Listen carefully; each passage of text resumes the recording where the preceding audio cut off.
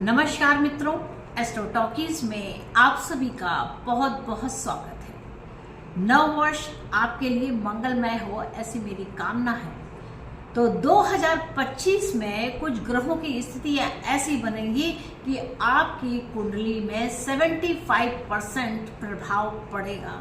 यह निश्चित है। गुरु और शनि अपनी स्थिति के अनुसार आपके जीवन में बहुत सारे अस्थायी और स्थायी परिवर्तन देंगे। तो गुरुदेव यहाँ पर राशि परिवर्तन भी करेंगे। यह इस वर्ष में यानी कि 2025 में यह 3 राशियों के अंदर आएंगे, जाएंगे, वापस अपनी उसी राशि में आएंगे। तो गुरु का यहाँ पर हमें वक्री होना भी दिखाई देगा, हमको गुरु का यहाँ पर अतिचारी होना भी दिखाई देगा और गुरु का सामान्य स्थिति में भी चलना दिखाई देगा। तो यह जो वर्ष है यानी कि वर्ष 2025 यह परिवर्तन का वर्ष है। दिशाओं को ठीक करेगा, दशाओं को ठीक करेगा, क्योंकि गुरु है शिक्षा देने के लिए आते हैं, आपको सीख देने के लिए आते हैं। तो गुरुदेव यहाँ पर 3 राशियों में अपना भ्रमण रखेंगे। देखा जाए तो वर्तमान में जो गुरुदेव हैं वह वृषभ राशि में स्थित हैं।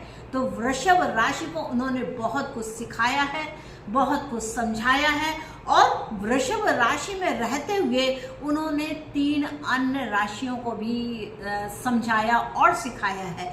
तो वृषभ राशि जहाँ स्थिर राशि होती है, कन्या राशि वह भी स्थिर राशि है, साथ में मकर राशि यह भी स्थिर राशि है। यानी कि स्थिरता में उन्होंने एक फिक्स विचार यहाँ पर उनको सीखना करना सिखाया है। साथ में एक जल तत्व की राशि है, वृश्चिक राशि है, उस पर भी अपनी दिव्य दृष्टियों को डालते हुए प्रभाव डाला है। तो गुरु का गोचर जब जब वृषभ राशि में रहा यानी कि गुरुदेव महाराज वृषभ राशि में रहे तो इन 4 राशियों पर प्रभाव रहा। एक तो वृषभ राशि, उसके जस्ट अपोजिट में वृश्चिक राशि, इसके साथ साथ कन्या राशि और मकर राशि।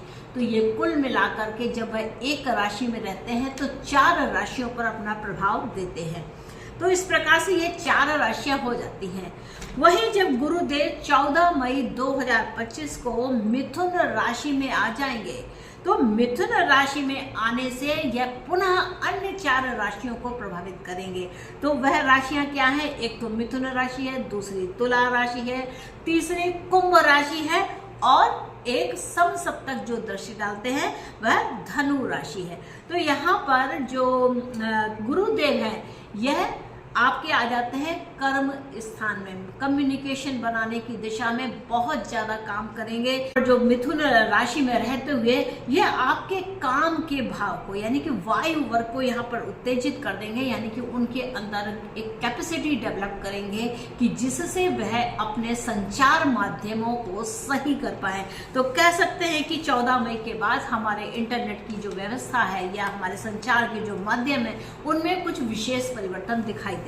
इसके साथ साथ जब यह गुरु इस दिशा में मिथुन राशि में चलेंगे बहुत ही जल्द ही 18 अक्टूबर को यह कर्क राशि में प्रवेश कर जाएंगे। तो देखिए गुरु का ट्विस्ट देखिए क्या क्या चल रहा है कि वृषभ राशि में भी हैं, फिर वह आ जाते हैं मिथुन राशि में, इसके बाद वह कर्क राशि में आ जाते हैं।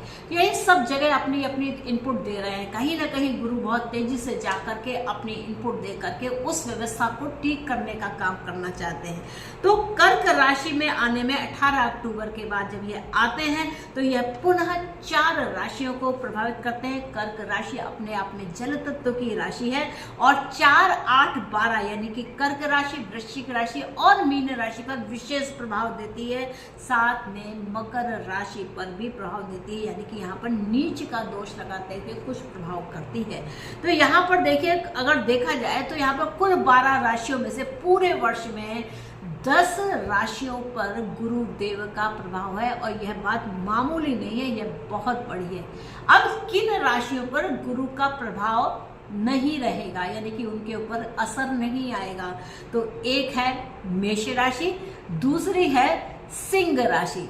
यानी कि मेष राशि और सिंह राशि वाले जो भी जातक हैं उनके लिए यहाँ पर गुरु कुछ कम प्रभाव दे पाएंगे, बहुत न्यूनतम प्रभाव ही दे पाएंगे, क्योंकि भाव के अनुसार जहाँ जहाँ पर स्थितियाँ होंगी उस भाव के अनुसार यह फल देंगे। बात की जाए शनिदेव महाराज की, तो देखिए शनिदेव महाराज वर्तमान में कुंभ राशि में चल रहे हैं और क्योंकि इनकी तो दृष्टियां हैं, 3 दृष्टियों से यह देखते हैं, तो यह 3 दृष्टियों के माध्यम से यह मेष राशि पर नीच का प्रभाव दे रहे हैं। तो यहाँ पर देखिए कि जो वर्तमान की स्थिति है, कुंभ राशि में शनि होते हुए तीसरी दृष्टि मेष राशि पर आती है, जहां पर इनकी दृष्टि में दोष हो जाता है, वह नीच का प्रभाव देने लगते हैं।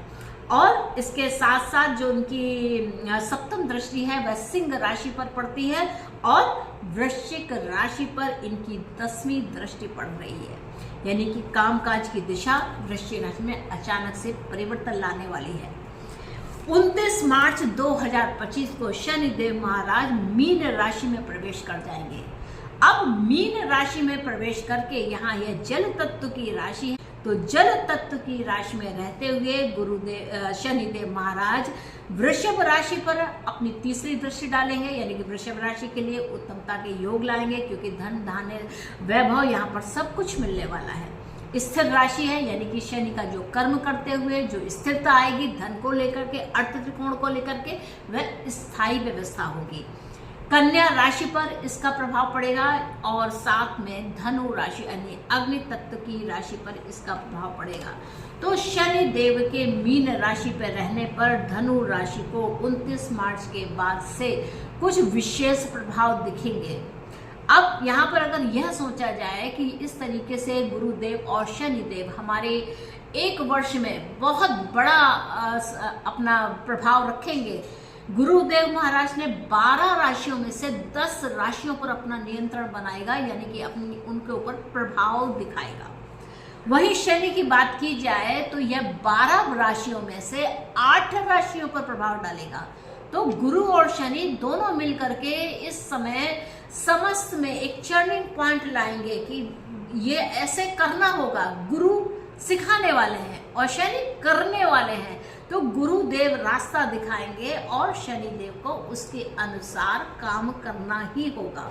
तो इस तरीके की व्यवस्था रहने वाली है कि गुरु और शनि पूरे वर्ष यहाँ पर प्रभावी रहेंगे। तो मुख्यतः अगर देखा जाए तो यहाँ पर जो डेट्स हैं वह 14 मई से गुरुदेव मिथुन राशि में और 18 अक्टूबर से गुरुदेव कर्क राशि में और 5 दिसंबर को गुरुदेव पुनः मिथुन राशि में आ जाएंगे। और वर्तमान की स्थिति देखी जाए यानी कि 14 मई तक गुरुदेव महाराज वृषभ राशि में रह करके यहाँ पर प्रभाव अपना बनाए रखेंगे। शनिदेव की बात की जाए तो शनिदेव महाराज 29 मार्च 2025 से मीन राशि में प्रवेश करेंगे, बिल्कुल व्यवस्था को बदल के रख देंगे।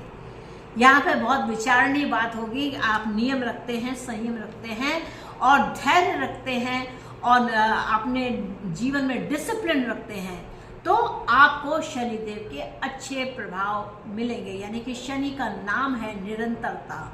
जैसे जैसे आप शनि के लिए धीरे धीरे ही सही, शनय शनय ही सही, आप अपने कर्म पर ध्यान देते हुए आगे बढ़ते जाएंगे, तो आपको शनिदेव के कर्म के अनुसार परिणाम मिलेंगे। नीच कर्म करे हैं यानी कि कोई ऐसे कर्म करे हैं जो विवेकशील नहीं है, धर्म संयत नहीं है, तो उनमें आपको निगेटिव परिणाम मिलेंगे। लेकिन अगर आपके कुछ कर्म इस प्रकार के हैं जो धर्म से जुड़े हुए हैं, क्योंकि गुरुदेव की कृपा भी तो चाहिए, तो धर्म से जुड़े होने के कारण यहाँ पर धर्म को और कर्म को नियम पूर्वक आप करते हैं, तो कोई भी ऐसा वर्ग नहीं है जो इससे लाभान्वित ना हो। तो मित्रों, आशा करती हूँ कि आपको मेरा यह एपिसोड अच्छा लगा होगा और आपने मेरे इस एपिसोड को अगर एंजॉय किया है तो कृपया चैनल को लाइक कीजिए, इसको शेयर कीजिए, सब्सक्राइब कीजिए। मिलेंगे नेक्स्ट एपिसोड में और किसी विषय के साथ। तब तक के लिए नमस्ते।